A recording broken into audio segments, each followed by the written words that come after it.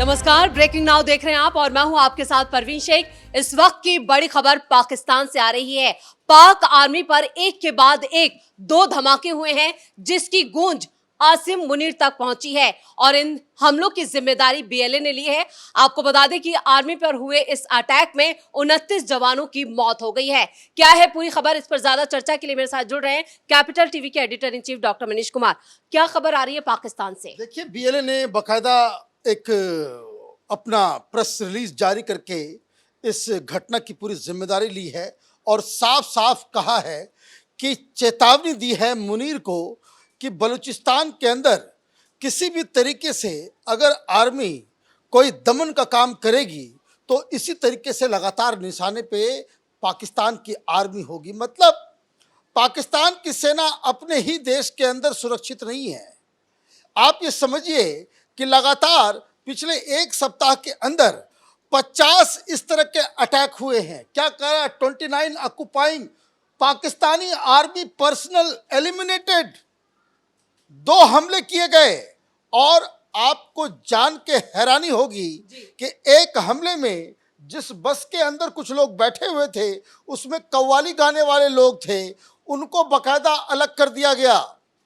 उनको हाथ तक नहीं लगाया गया कि भाई आप निकलो कव्वाली गाओ। आप उधर कव्वाली चल रही है और इधर पाकिस्तान की कार सेना को इन जाबाजों ने हलाक कर दिया।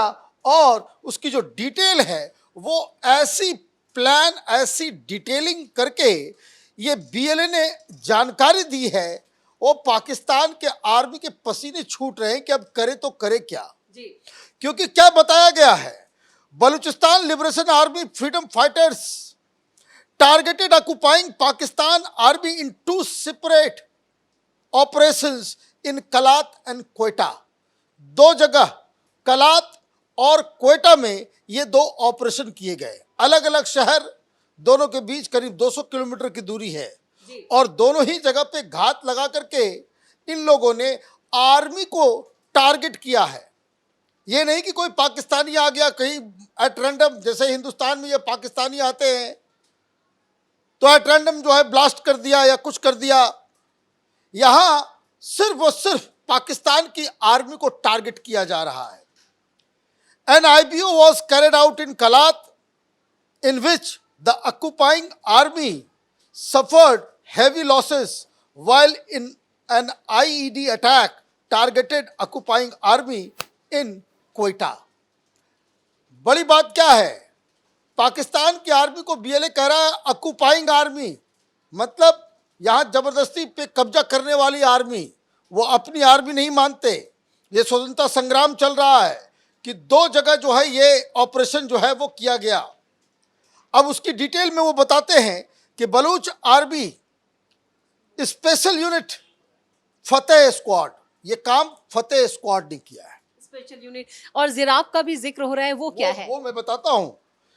ये फतेह स्क्वाड ने ये काम किया। ये फतेह स्क्वाड वही है जिसने मार्च के महीने में ये जो जफर एक्सप्रेस जो पूरे के पूरी ट्रेन को हाईजैक किया था, ये फतेह स्क्वाड वही है, उसी ने इस काम को अंजाम दिया है।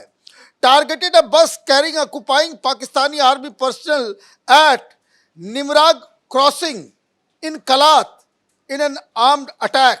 Freedom fighters conducted this operation based on information provided by BLA's intelligence wing जिराब।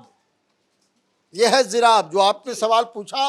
BLA का जो एक इंटेलिजेंस विंग है वो जानकारी कलेक्ट करता है, वो जानकारी देता है कि ये मूवमेंट है, ये पाकिस्तान के आर्मी इस बस से आ रहे। भाई सैकड़ों बस चलती है, कैसे मालूम चलेगा कि कौन से बस में पाकिस्तान की सेना जा रही है, कौन से बस में आम लोग जा रहे हैं, किस रैंक के हैं, किस रेजिमेंट के हैं, कहाँ के हैं। तो ये काम जिराब नाम की संस्था, जैसे पाकिस्तान आर्मी की आईएसआई है, बलूचिस्तान आर्मी की जो है बीएलए की, ये जिराब एक इंटेलिजेंस विंग है जो पाकिस्तान आर्मी के हर मूवमेंट का हिसाब किताब रखती है। आगे क्या बताया गया, Zirab had been constantly monitoring the bus which was transporting occupying army personnel from Karachi to Quetta. In the attack, 29 occupying army personnel were eliminated on the spot, while others injured, some of them seriously. तो जैसा कि मैंने बताया कि जो जिराब है ये हर बस के ऊपर नजर रखता है। लेकिन मुनीर की इंटेलिजेंस जो फेलियर हुई है उसके लिए कितना बड़ा झटका। देखिए, मुनीर को कोई मतलब थोड़ी अपनी आर्मी को लेकर के। इस बलूचिस्तान के चक्कर में पाकिस्तान की आर्मी में ऑलरेडी प्रॉब्लम चल रहा है जी। कारण यह है कि पाकिस्तान की आर्मी के बहुत सारे अधिकारी ये बाकायदा कंप्लेंट कर रहे हैं कि जो लोग पंजाबी नहीं हैं, जो उनके समर्थक नहीं हैं, उन लोगों को बलूचिस्तान भेज दिया जा रहा है, खैबर पख्तूनवा भेज दिया जा रहा है। इसको लेकर विद्रोह भी है आर्मी के अंदर। देखिए, बहुत सारे लोगों तो छोड़ गए। यह ऑपरेशन सिंदूर से अब तक बताया जा रहा है 1100 आर्मी ऑफिसर्स ने इस्तीफा दे दिया है। कई तो बहुत ही सर्विंग माने major general, lieutenant general level के लोग वो आर्मी से संन्यास लेकर के वो लंदन शिफ्ट कर गए हैं।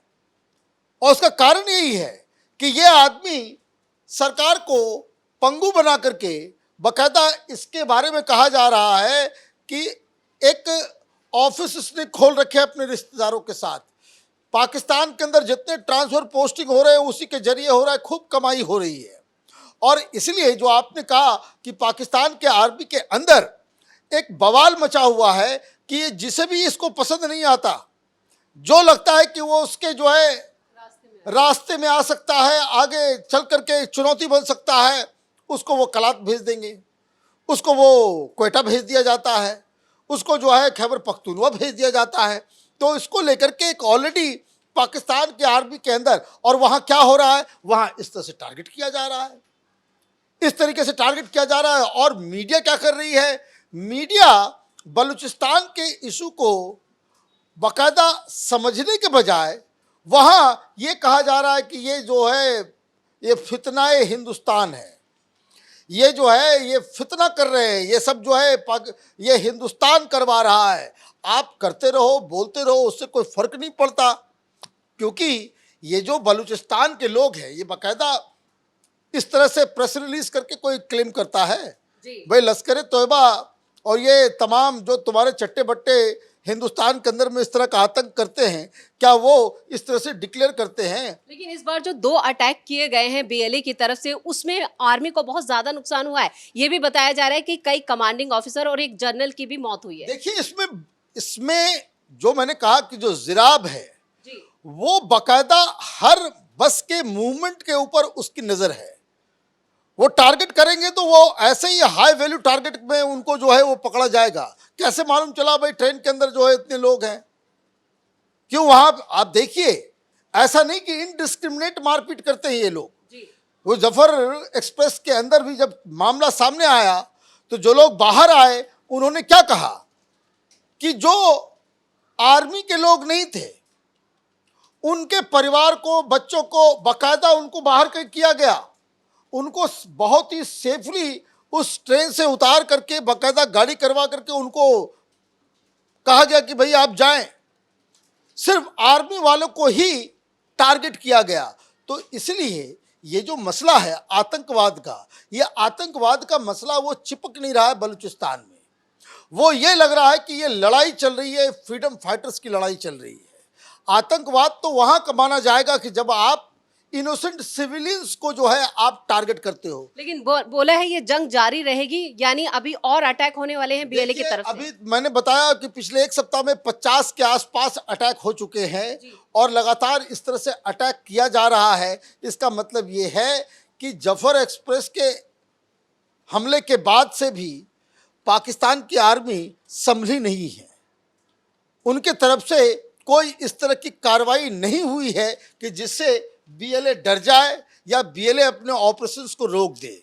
ये लगातार बीएलए का सक्सेस बता रहा है कि आर्मी वहाँ पे बैकफुट पे जा रही है। और ये जो बैकफुट पे जाने का काम जो है वो हिंदुस्तान भी उसमें एक रोल अदा यूँ कर रहा है कि हमारा ऑपरेशन सिंदूर तो जारी है, और ऑपरेशन सिंदूर जारी है तो जो सेना बलूचिस्तान में थी, खैबर पख्तूनवा में था, वजीरिस्तान में था। इन लोगों को यहाँ हिंदुस्तान के बॉर्डर पर लगाया गया है, तो उधर वैसे भी संख्या कम है और इसका फायदा ये बीएलए उठा रहा है और लगातार पाकिस्तान आर्मी को चोट पहुंचा रहा है। चलिए, इस तमाम जानकारी के लिए बहुत बहुत धन्यवाद। तो ऑपरेशन सिंदूर के बाद से पाकिस्तान की आर्मी पंगु हो चुकी है, जिसका पूरा फायदा बलूचिस्तान की जो लिबरेशन आर्मी है वो फायदा उठा रही है। और एक बार फिर बीएलए की तरफ से 2 बड़े धमाके किए गए हैं, जिसमें से पाक आर्मी के 29 जवान हलाक हो गए। और ऑपरेशन जो है बीएलए की तरफ से अभी जारी रहेगा। उन्होंने साफ कहा है कि यह जंग अभी जारी रहेगी और पाकिस्तान की आर्मी को इसी तरह से जख्म दिए जाते रहेंगे। बड़ी खबर में मेरे साथ इतना ही। कैमरामैन अशोक के साथ मैं परवीन शेख, कैपिटल टीवी।